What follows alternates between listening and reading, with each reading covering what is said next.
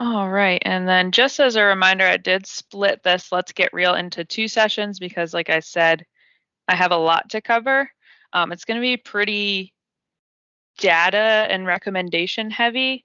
But as we go through, I'll kind of remind you where places could be where you can modify those recommendations based on your own nutritional needs.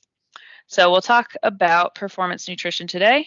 And before we dive into the specifics, we're going to discuss how nutritional needs will vary depending on your sport or activity as well as your individual needs. So to preface this whole presentation, I'm going to say that performance nutrition should be really at the top of the pyramid in terms of your diet. So if your goals are to lift more, be faster, or improve your body composition, first you really need to make sure your micro and macronutrient goals are being met, as well as your caloric intake before worrying about performance nutrition and nutrient timing.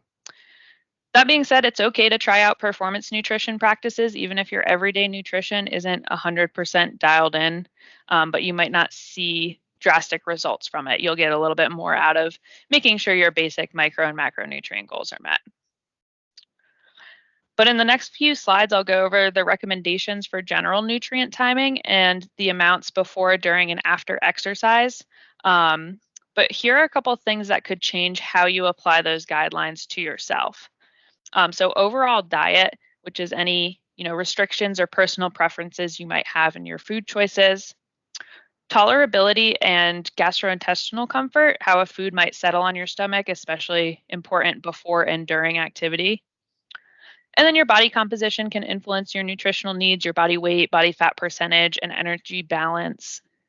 And then there's other factors like cost of different kinds of foods, availability, being able to actually find these foods in the store, and perceived value, whether if you think it's worth it or not to do performance nutrition practices. So those are just all the different things, and there's certainly more that could influence how you take these recommendations that I'm about to go over. And with that, we'll also have some considerations for the type of activity that we're doing. So I'm going to be talking about 2 main categories of exercise today.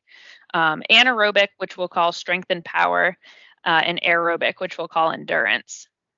High intensity, short duration exercises done by strength and power athletes is fueled primarily by the energy system that uses carbohydrates. So you'll see me abbreviate carbohydrates as CHO throughout the presentation. And then endurance athletes who work in a moderate intensity but longer duration will use both fats and carbohydrates to fuel their activity. Right now, the specifics of the different energy systems aren't really important for us to dive into, but the important thing to remember is that carbohydrates, no matter what your sport or activity is, they're really our best friends when it comes to exercise nutrition. And then our environment is going to also play a factor in our nutritional needs, especially for hydration. Exercising outdoors in hot and humid climates will require more attention to hydration, electrolyte intake, and even carbohydrate intake than exercising either indoors or in the cold. So now, with all that being said, we'll start to look at what the recommendations are for eating before, during, and after exercise. So again, this is my reminder, these are guidelines. So you might find that you need to make some modifications to these guidelines to fit your specific activity, nutritional needs and preferences, and other factors. To help us understand the science behind the recommendations, we'll first go over the importance of taking in nutrients pre-exercise. So, like I just said, carbohydrates are going to be our friends when it comes to fueling our performance. And that's because carbohydrates play an essential role in maintaining our body's glycogen stores. And glycogen, specifically muscle glycogen, is what provides the energy for our muscles to work during exercise. So taking in enough carbohydrates before exercise helps us to maintain our glycogen stores, which reduces early fatigue and increases our capacity for exercise, which will benefit our performance, of course. And this is true for both strength and power as well as endurance athletes. Now, for strength and power athletes, protein intake is equally as important as carbohydrate intake.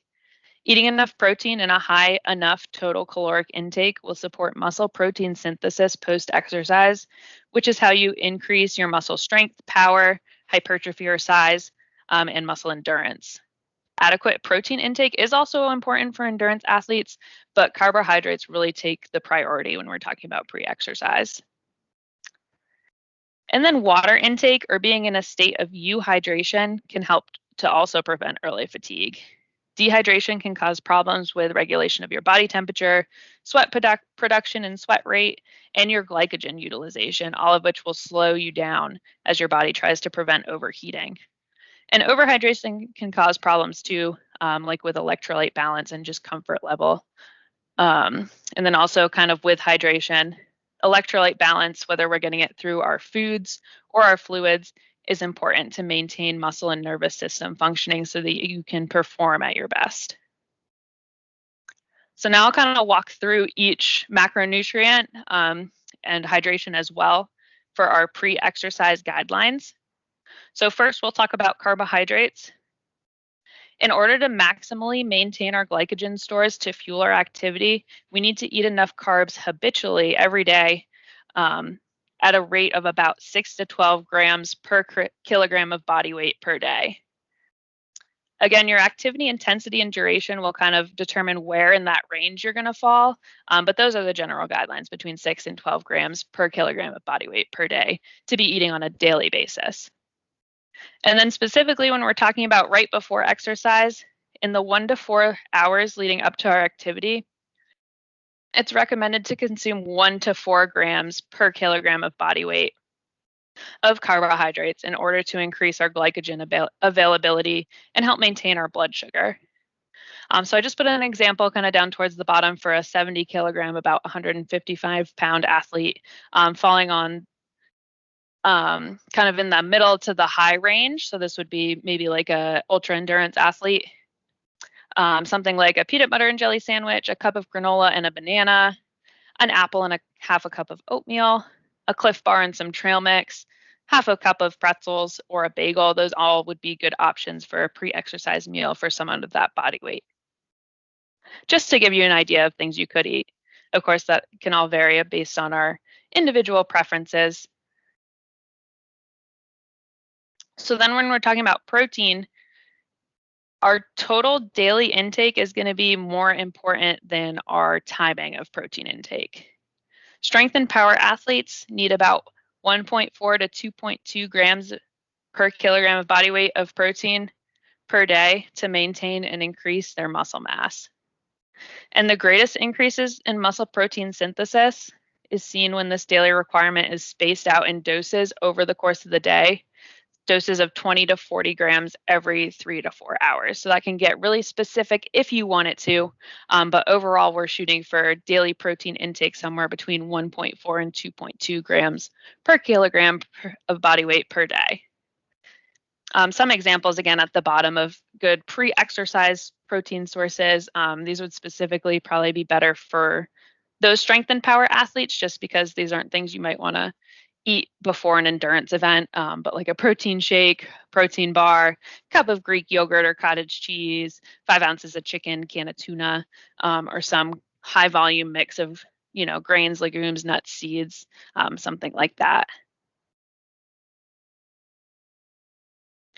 And then when we're talking about fat, like with protein, regular fat intake should be prioritized over your pre-exercise intake. So fat should comprise at least 20% of your total caloric intake on a daily basis, just to maintain basic bodily functions and just to support your ability to exercise in general. And a lot of athletes experience gastrointestinal issues with high fat ingestion right before competition or exercise. So it might be a good idea to kind of keep an eye out for the fat content of your pre-exercise snack if you have a sensitive stomach. But overall, you don't really need to worry about fat for your pre-exercise nutrition. And then in terms of water intake, the goal is to start our exercise in euhydration, which is not being overhydrated or dehydrated. The best way to gauge this, as I'm sure we all know, is with urine color. It's easy, it's simple. Should be about pale yellow in appearance. Overhydration, like I said before, can put you in a state of electrolyte imbalance, whereas dehydration can lead to body system overheating during exercise, even when it's not really hot outside. So hydration isn't just important when you're planning on exercising in the summer. It's important pretty much for every event. And specifically, our guidelines before exercise are to consume about 16 ounces of water or an electrolyte drink in the 2 to 3 hours before exercise. And this is assuming, you're starting from a place of euhydration. If you're starting from dehydration, you might have to drink a little bit more, but it's always a good idea to kind of start in that euhydrated state so you don't have to try to make up for it before activity, because no one wants to feel waterlogged when they start their exercise. And then it might be a good idea to consume some of your pre-exercise carbohydrates in drink form to allow you to kind of double up on your nutrition so you aren't having to eat and drink something. You can kind of combine those to reduce the amount that's in your stomach when you start your event. And I think that's where I'm going to stop us for part 1. We'll get to part 2 on Thursday, and we'll go through the guidelines for intake of nutrients during exercise and after exercise. But I think this is a good place to stop. So I will stop the recording and then I'll take any questions if we have them.